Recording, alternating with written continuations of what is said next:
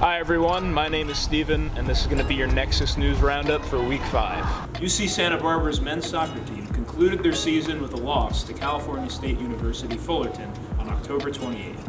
Despite an eventful season with back-to-back wins, they fell short, resulting in a 9-7-2 overall record and a 4-3-2 conference record. The Titans initially dominated the game, but UCSB showed offensive promise. However, the Titans scored, leading 1-0 at halftime. In the second half, despite several missed opportunities, the Titans extended their lead with a penalty kick, ultimately winning 2-0. The Gauchos secured the number 3 seed for the Big West Conference tournament, where they will face UC Riverside in the first round. Recently, course grade statistics for the 2022-23 academic year were released. They revealed that 58.34% of course letter grades awarded during this period were A's, with a significant increase in A's during the 2019-20 school year, likely due to the COVID-19 pandemic.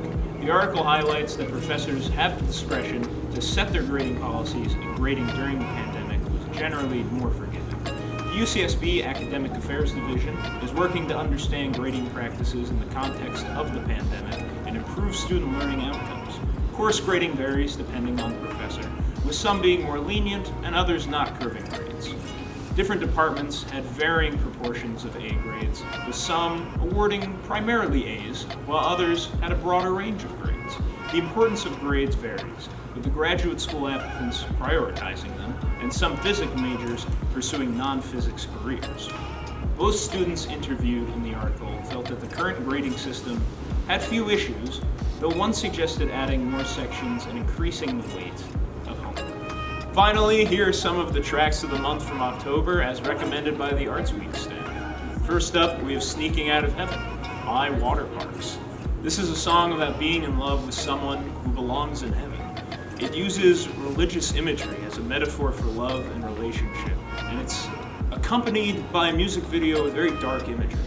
Next up, we have Inclination by Steven Wilson. Steven Wilson's complex and rhythmic opening track from the Harmony Codex. It combines an electronica, ambience, prog kind of style all into one, and it's a very fresh take on Steven Wilson's signature style. Next up, we have Rabid Dog by Palace. This is a London-based band with a dynamic rock ballad. It tells a story of failing relationship from a man's perspective, and it features a very muddy, lazy guitar riff with very soft falsetto vocals. Next, we have Afraid of Heights by Boy Genius. This is a standout track from Boy Genius's follow-up EP, The Rest. It's a ballad about teenage reckless abandon, and it reflects on the conflict between thrill-seeking and timidity. Lastly, we have Bite My Head Off by the Rolling Stones. This is a collaboration between the Stones and Paul McCartney, and it's a standout track from the Stones' first album in over 15 years. It features very catchy lyrics from Mick Jagger and a McCartney bass solo to top it all off.